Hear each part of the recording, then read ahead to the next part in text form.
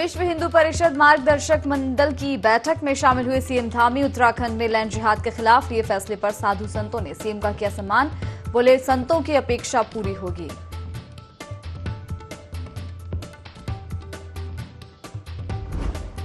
मुख्यमंत्री पुष्कर सिंह धामी पहुंचे दिल्ली। कल होने वाली नीति आयोग की बैठक में होंगे शामिल। सशक्त उत्तराखंड @25 के रोड मैप को करेंगे साझा।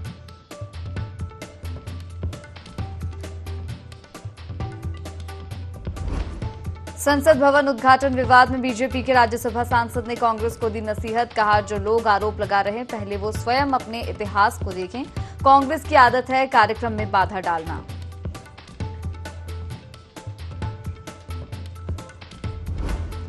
केदारनाथ धाम में 2 दिन से लगातार हो रही बारिश। 27 मई तक ऑनलाइन रजिस्ट्रेशन पर फिर लगी रोक। बर्फबारी के चलते हेमकुंड यात्रा पर भी लगी रोक।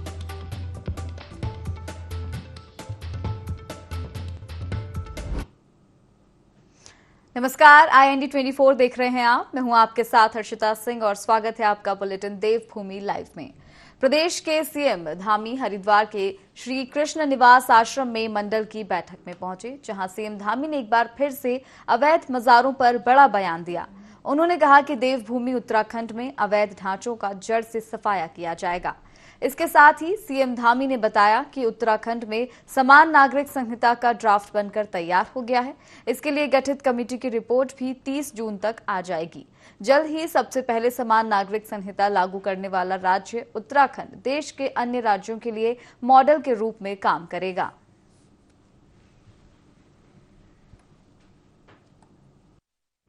। 30 जून तक उसकी रिपोर्ट आ जाएगी और भारत का हम पहला ऐसा राज्य है जहां पर समान नागरिक संहिता का ड्राफ्ट लगभग तैयार हो चुका है। हमारा राज्य का जो ये ड्राफ्ट है वो संपूर्ण भारतवर्ष के लिए आने वाले समय में एक मॉडल के रूप में काम करेगा। और ये सौभाग्य हमको मिला है कि सभी पंथों के लिए, सभी धर्मों के लिए, सभी समुदाय के लिए एक समान कानून हमारे प्रदेश में लागू होने की दिशा में आगे बढ़ेगा। उच्च संतगण धर्म के लिए, अध्यात्म के लिए, संस्कृति के लिए अपने संपूर्ण जीवन को लगाते हैं। उनकी त्याग तपस्या के कारण आज हमारा जो सनातन हमारा जो चल रहा है या वो संस्कृति आगे बढ़ रही है, उसमें उनका बहुत बड़ा योगदान है। मैं भी उनके इस केंद्रीय मार्गदर्शक मंडल में पूज्य संतगण पूरे देश भर से आए हैं। मैं उनका आशीर्वाद लेने के लिए आया हूँ। उनके आशीर्वाद से, निश्चित रूप से उनके मार्गदर्शन से हम सन्मार्ग पर चलें, हम धर्म के मार्ग पर चलें, अच्छे काम करें और ये संकल्प हमारा और दृढ़ होता है। इसीलिए आज सबका आशीर्वाद।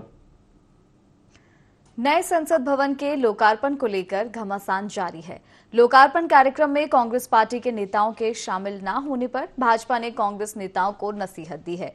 भाजपा के राज्यसभा सांसद नरेश बंसल ने कहा कि कांग्रेस जो आरोप लगा रही है पहले वे स्वयं अपने इतिहास को देख लें कि उनके शासनकाल में किस प्रकार से कांग्रेस ने काम किया है। नए संसद भवन का लोकार्पण प्रधानमंत्री कर रहे हैं, ये सही है और कांग्रेस को ऐसे कार्यक्रमों में शामिल होना चाहिए था, लेकिन कांग्रेस की आदत हमेशा से ही कार्यक्रम में विघ्न डालने की हो गई है।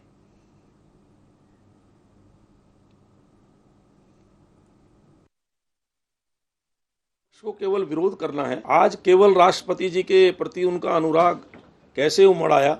अगर इतना अनुराग था तो उन्होंने राष्ट्रपति जी का निर्विरोध निर्वाचन क्यों नहीं होने दिया? उनके खिलाफ कैंडिडेट क्यों खड़ा किया? उस समय उनके लिए अपशब्दों का प्रयोग उन्होंने किया। तो ये केवल एक स्वार्थ की राजनीति है जिसमें उनको कोई ना कोई राजनीति करनी है। उन्होंने ही अनेक प्रकार के, ऐसा कोई नियम भी नहीं है।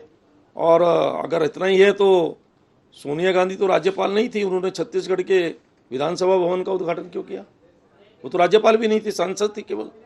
प्रधानमंत्री तो कर रहे हैं। मणिपुर में उन्होंने किया। इवन पार्लियामेंट की जो एनेक्सी बनी उसका उद्घाटन श्रीमती इंदिरा गांधी ने किया था। तो प्रधानमंत्री सर्वोपरि है, राष्ट्रपति जी का अपना स्थान है, लेकिन इस प्रकार से देश की जो एक नया परिवर्तन हो रहा है, देश आगे बढ़ रहा है, उसमें अड़ंगे डालना ये उनका काम है। लेकिन अब जनता उसको देख चुकी है, उसमें समझती है। प्रदेशवासियों को वंदे भारत ट्रेन की सौगात मिल गई है, जिसे प्रधानमंत्री नरेंद्र मोदी ने हरी झंडी दिखाकर रवाना किया। इस ट्रेन के चलने से हर वर्ग के लोगों को फायदा होगा। राज्यसभा सांसद नरेश बंसल ने कहा कि पीएम मोदी ने यात्रा से लौटने के बाद दिए भाषण में जिस तरह से उत्तराखंड से पहली वंदे भारत ट्रेन चलने की बात कही, उससे तय है कि भविष्य में अन्य वंदे भारत ट्रेनें चलेंगी। बेहतर यात्रा के साथ ही समय की भी बचत होगी। जल्द ये ट्रेन 3 घंटे में देहरादून से दिल्ली पहुंचेगी, जिसके लिए रेल मंत्री ने वाइल्ड लाइफ और वन विभाग को रिसर्च कर बेहतर विकल्प की तलाश के निर्देश दिए हैं। राजाजी नेशनल पार्क होने के कारण यहां ट्रेनों की स्पीड कम रहती है।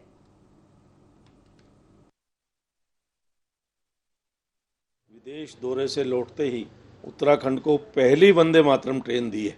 उन्होंने अपने भाषण में कहा है कि ये उत्तराखंड की पहली वंदे मातरम ट्रेन है।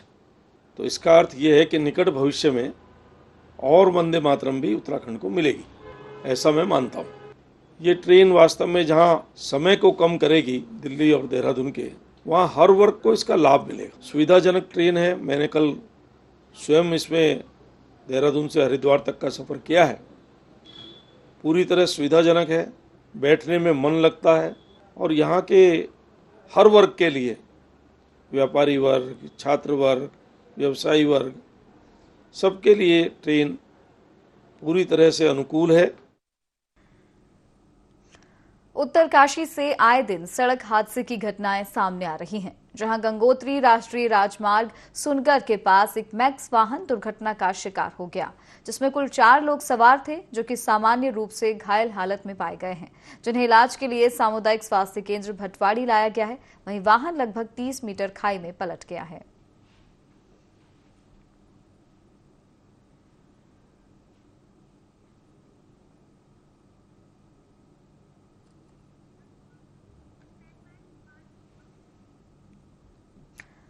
मसूरी में पिछले 2 दिनों से तेज गर्जनाओं के साथ मूसलाधार बारिश शुरू हो गई है, जिससे जनजीवन अस्त व्यस्त हो गया है।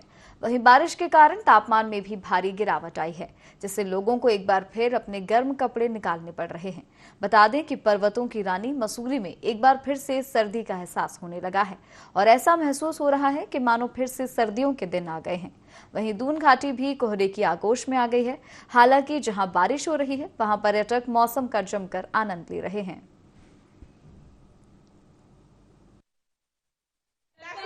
मैं घूमने के लिए आई हूँ मसूरी। कौन भी लग रही है, बारिश की आनंद मान रहे हैं, हम यहाँ एंजॉय कर रहे हैं। अहमदाबाद में तो गर्मी गर्मी सीजन में लग रहा है, यहाँ बहुत अच्छा है। अहमदाबाद से आ रहे हैं। अहमदाबाद से नाम है हिमांशु पटेल। अभी मसूरी में है हम लोग, ये होटल में, लेकिन अभी वेदर एकदम बढ़िया है। जैसे कि अभी ठंड भी चल रही है, बादल भी आ रहे हैं, रेन का भी मौसम का नजारा ले रहे हैं, इसलिए अभी बहुत आनंद उठा रहे हैं। मेरी स्विट्जरलैंड जैसा लग रहा है, बहुत अच्छा फील हो रहा है। बढ़ेंगे अगली खबर की ओर। उत्तरकाशी के मणिगमरी क्षेत्र में आतंक मचाने वाले बाघ को वन विभाग ने पकड़ लिया है। कुछ दिनों पहले इसी बाघ ने एक महिला पर भी हमला किया था और ये कई पालतू पशुओं को भी अपना निवाला बना चुका था, जिस कारण फॉरेस्ट विभाग ने यहां पिंजरा लगा दिया था और अब यहां बाघ पिंजरे में बंद हो गया है।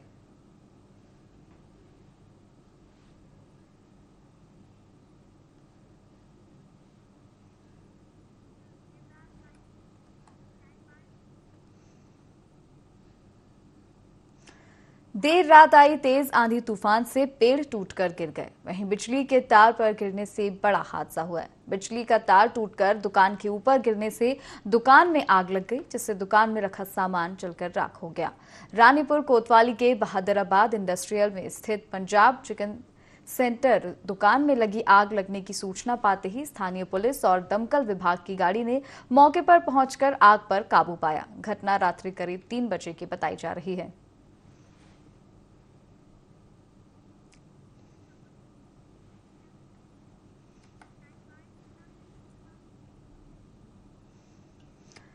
चमोली में पुलिस ने ठगी करने वाले पति पत्नी को गिरफ्तार किया है। बता दें, मामला 2019 का है, जब फरियादी ने शिकायत की थी। दोनों आरोपियों ने एक्सीडेंट के बहाने 25,000 रुपए ठगे थे, जिसके बाद पुलिस ने मामला दर्ज किया और पुलिस गठित कर आरोपियों की तलाश में जुट गई। बता दें कि टीम ने मैन बाजार कर्णप्रयाग से आरोपी को गिरफ्तार किया है।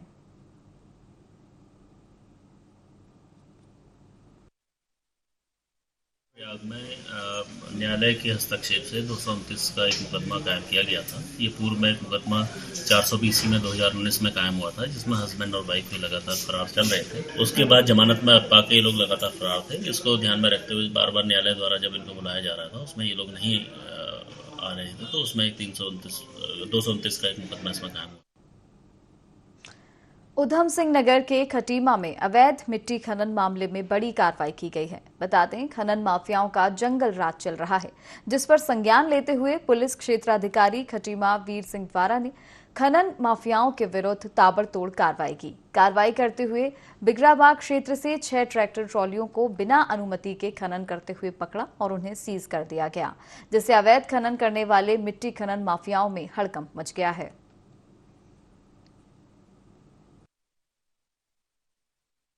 क्षेत्र गांव में, तो इसमें ट्रैक्टर ट्रॉली से लोग खेतों से मिट्टी खोद रहे हैं।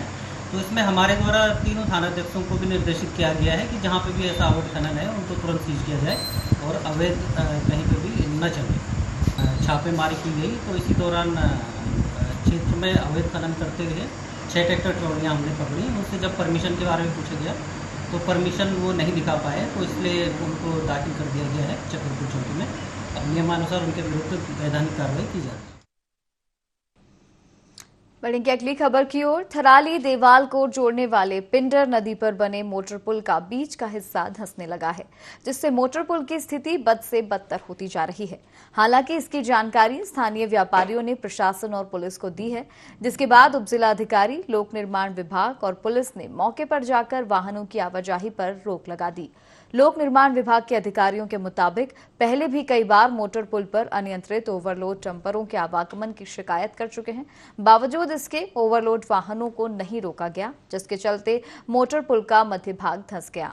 वहीं उपजिलाधिकारी थराली ने मोटर पुल के धंसने के पीछे क्या वजह रही, इसके लिए लोक निर्माण विभाग को रिपोर्ट तैयार करने के निर्देश दिए हैं।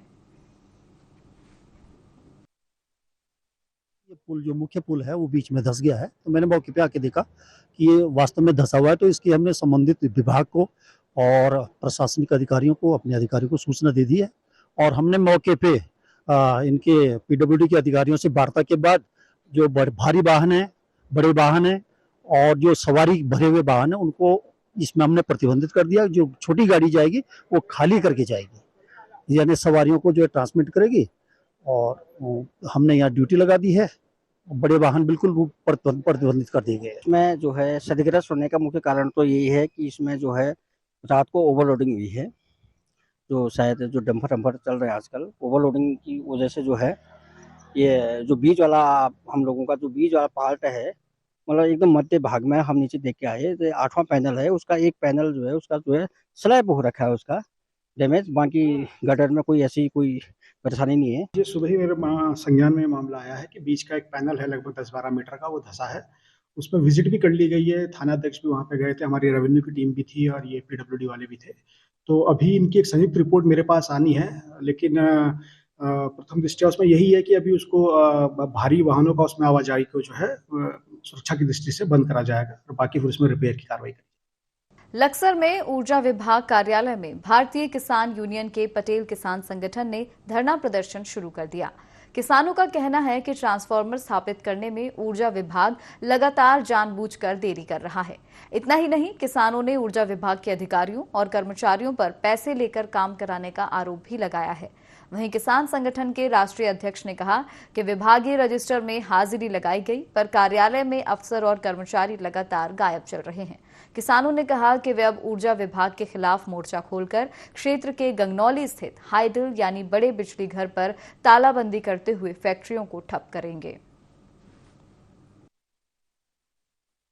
मजबूरी हो, आज किसी का कोई शौक नहीं है भाई हम यहाँ से धरना देंगे। जब ये पूरे भ्रष्ट हो गए, इन्होंने अगर कोई ट्रांसफर धरने की बात आओ तो ये बताऊँ तो अभी भी नए रेट नहीं तय हुए जी। किसान की फसल सूख रही हो, इनके नए रेट तय होंगे।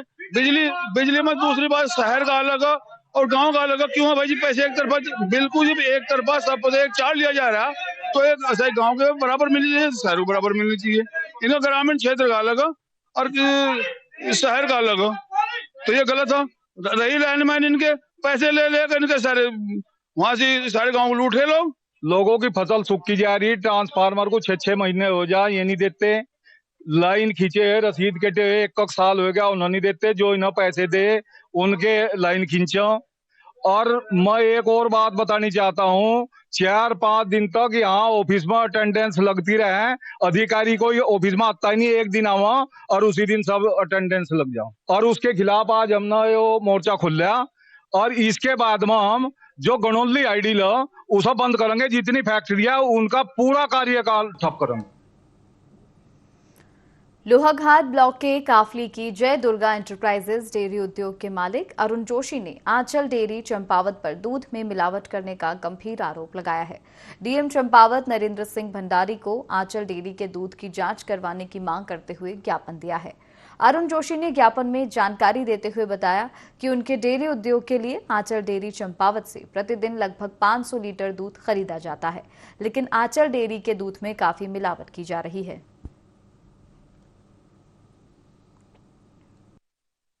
करोड़ों रुपए खर्च कर रखे हैं, जिसमें 5-6 आदमी को रोजगार मिला हुआ है।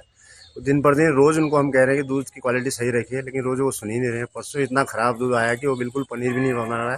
उसके हमने वीडियो बनाया, उनको फोन भी करा, वो तत्काल वो कोई सुन ही नहीं रहे हैं। उसके बाद हमने डीएम को लिख के दिया है, जिलाधिकारी कह रहे हैं कि हम इसकी जांच कराएंगे। पर ऐसे दूध हम ले जा रहे हैं, मशीन में लगा रहे हैं, उसको तो फट ही नहीं रहा है, बिल्कुल रबड़ बन जा रहा है बिल्कुल। जिसके हमने वीडियो भी तैयार किया। 5-6 लड़के काम में लगे हैं जो बिल्कुल परेशान है, ताकि 3-4 घंटे में तैयार बन जाता है। दिन भर 2-3 दिन लग जा रहे हैं, वो बन ही नहीं पा रहा है दूध। इनको पानी भी मिला रहे हैं, पता नहीं क्या क्या मिला रहे हैं उसमें, पता ही नहीं चल रहा है उसमें मिला के।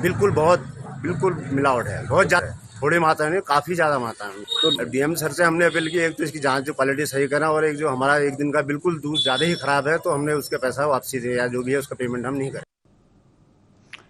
हरिद्वार में कंबल के गोदाम में भीषण आग लग गई, जिससे लाखों का सामान जलकर राख हो गया।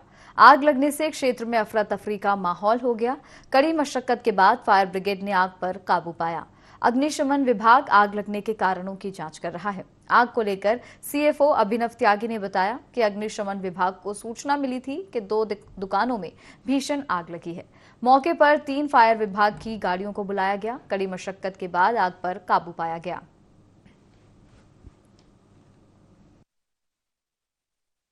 इस मोहल्ले में 2 दुकानों के अंदर फायर हुई है, तो हमने अपने स्टेशन से पहले एक गाड़ी का टर्न आउट किया। फिर हम रास्ते में थे तो मैंने देखा कि धुआं बहुत ज़्यादा है और धुआं काले रंग का था, तो इसमें प्रतीत हुआ कि ये सॉलिड की फायर है। तो गाड़ी में बैठे बैठे ही हमने 3 गाड़ियाँ यहाँ पे मंगाई। हमारी टीम बहुत जल्दी तुरंत मौके पे पहुंच गई थी। सिलेंडर हमारे जवानों ने जाके ऊपर छत से निकाल के साइड में शिफ्ट किए, और उसके बाद जो अंदर सामान था, फ्रिज वगैरह, इलेक्ट्रिकल सामान, एक बैटरी थी, एक इन्वर्टर था, तो वो मैंने खुद सुबह मौके पे जाके उसको सबसे पहले बाहर निकलवाया, क्योंकि ऐसी आग की घटनाओं में सबसे ज्यादा चांस रहता है कि जो बिजली के सामान है वो जले और घटना बड़ी हो जाए। कारण वो जांच का विषय है, उस पर भी कुछ कह पाना संभव नहीं है। हिंदू मजदूर किसान समिति की महिला कार्यकर्ता पेंटागन मॉल स्थित सिनेमा घर में द केरला स्टोरी मूवी देखने के लिए पहुंची। इस समय पूरे देश में द केरला स्टोरी मूवी को देखने के लिए विभिन्न सामाजिक संगठन जुटे हैं। स्थानीय नागरिकों में एक खासा उत्साह देखने को मिल रहा है। इसी कड़ी में हिंदू किसान मजदूर समिति की महिला कार्यकर्ता उक्त मूवी को देखने के लिए पहुंची। मूवी देखने के बाद हिंदू मजदूर किसान समिति की महिला कार्यकर्ता प्रतिमा राणा ने बताया कि हिंदू मजदूर किसान समिति के राष्ट्रीय अध्यक्ष चंद्रमोहन की प्रेरणा से हम लोग यहां पहुंचे।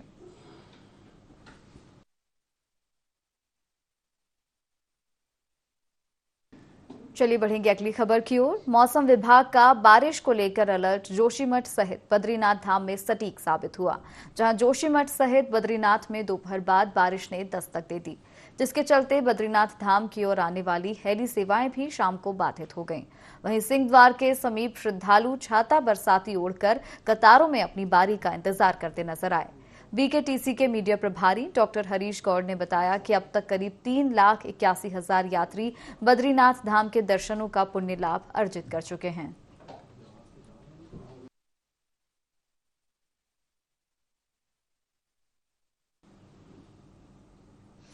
उत्तरकाशी की धरासू पुलिस ने 2,500 के इनामी 2 अभियुक्तों को गिरफ्तार किया है।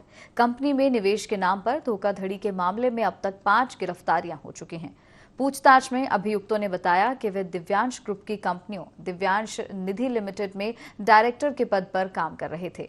उनकी कंपनियां लोगों से डीडीएस और एफडी के रूप में पैसे का निवेश करती थीं, साथ ही लोन देने का काम भी करती थीं।